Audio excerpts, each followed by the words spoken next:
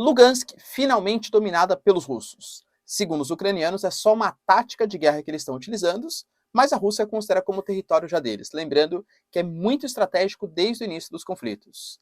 A Ucrânia, que inclusive, segundo a Bielorrússia, Belarus e a Rússia, está atacando posições tanto em Belgorod, na Rússia, como também posições na Bielorrússia, segundo Alexander Lukashenko, o que, claro, motivaria uma resposta por parte tanto de Rússia como da Bielorrússia.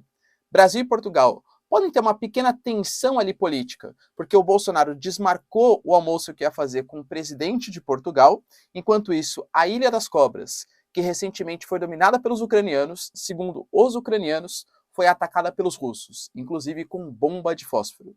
O Japão, como uma sanção à Rússia, promete limitar a exportação de petróleo ao preço de metade do que vem sendo comercializado atualmente. Ou seja, Rússia está vendendo a $100? Só pode vender a 50.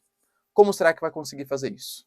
Se vocês querem entender um pouco mais sobre esses assuntos, e muito mais também sobre geografia, geopolítica, atualidades, política, polêmicas, enfim, tudo para você se manter sempre bem atualizado, já se inscreve no canal, deixa seu like, compartilha esse vídeo, que eu, professor Ricardo, conto muito com a sua ajuda. Belezinha? Galera, link para o curso também completinho, Geografia, Geopolítica e Atualidades. Para você, pré-vestibulando, interessado ou concurseiro, na descrição, tá? Contato comigo, aulas completinhas, vocês vão curtir bastante. Tamo junto? Então bora lá pro vídeo, ó. Bom, lembrando que o início dos conflitos, ele se deu, né? A justificativa oficial dos russos é que a Ucrânia estava praticando uma russofobia, inclusive com movimentos neonazistas ali na região do leste ucraniano, região de Donbass, dividida, em Lugansk e Donetsk. A região de Lugansk é uma região muito estratégica, a maioria russa, tal, enfim.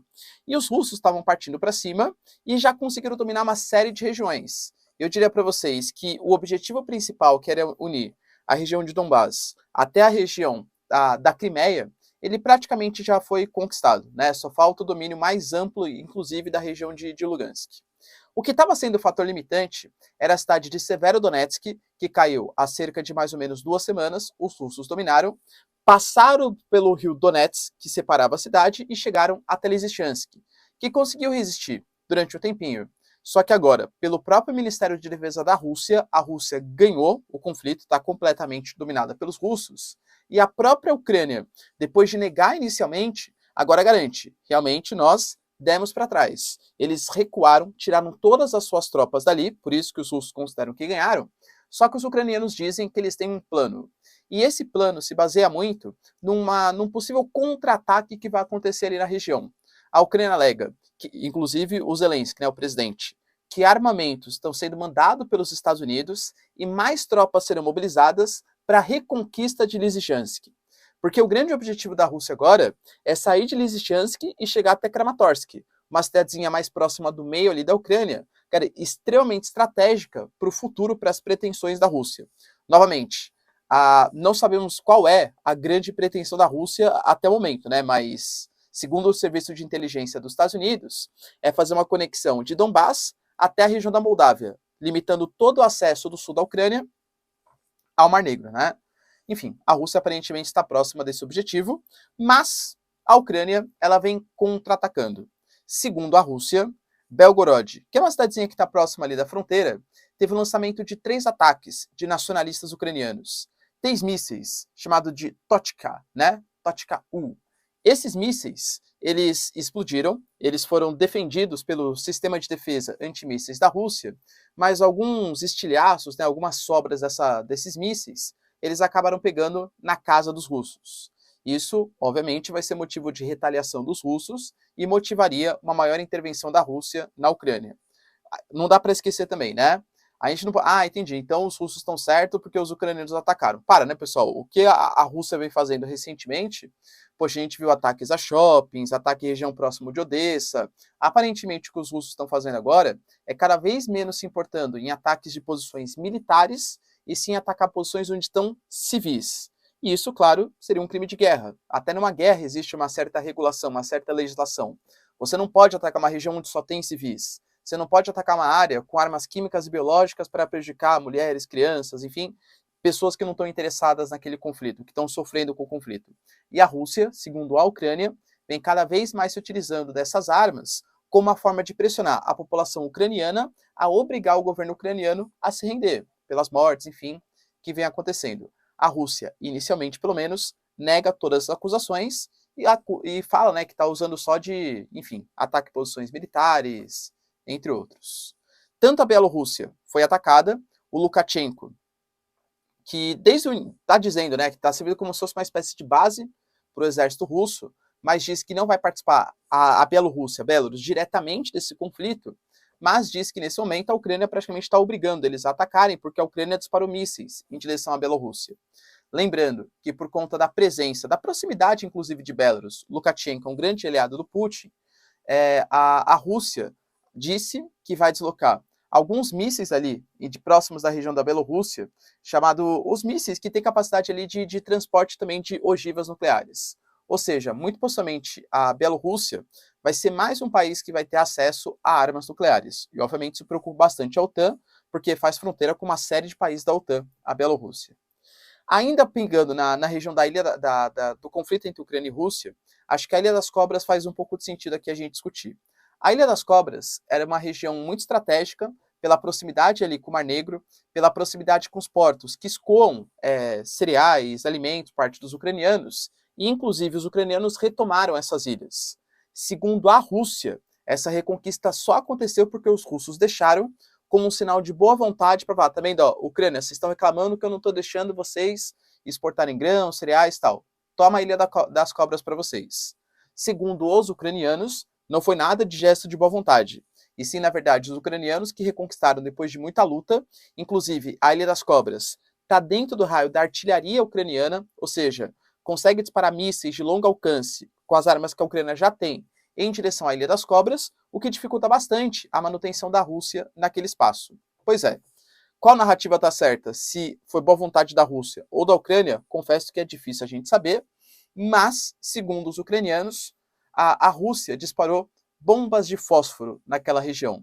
Lembrando que bombas de fósforo é um armamento proibido para ser utilizado em guerras, novamente, contra civis, contra posições militares, menos mal, né? Tudo bem, é horrível falar, mas, enfim, é permitido, tá?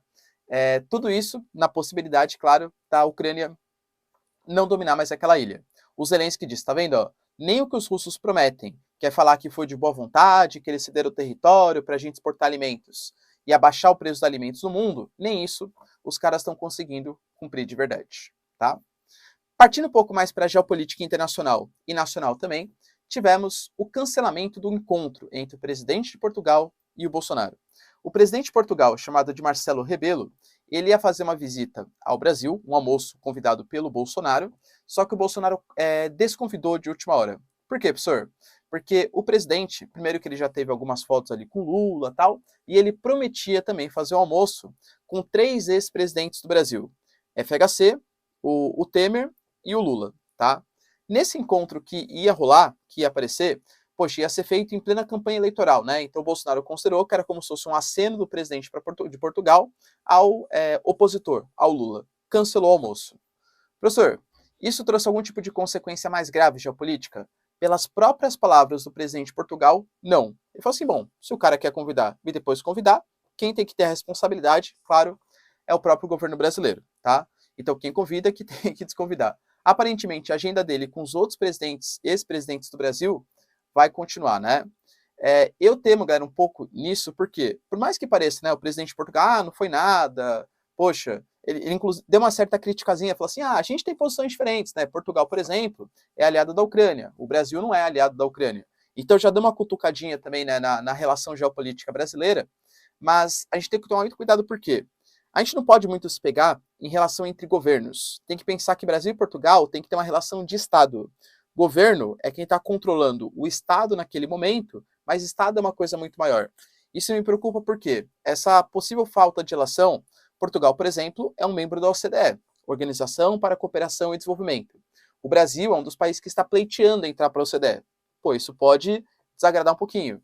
O Brasil está pleiteando fechar um acordo Mercosul-União Europeia.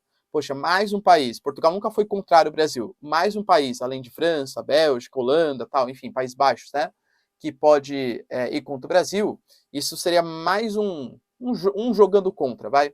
Se o presidente falou que não se sentiu ofendido, pô, legal, sem grandes problemas, mas assim, é um pouco complicadinho para as pretensões geopolíticas futuras do Brasil, tá bom?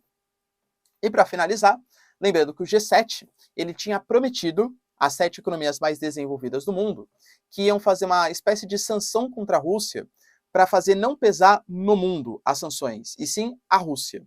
E dentro dessas sanções estava a proibição, o rebaixamento, a queda do valor do petróleo exportado pelos russos.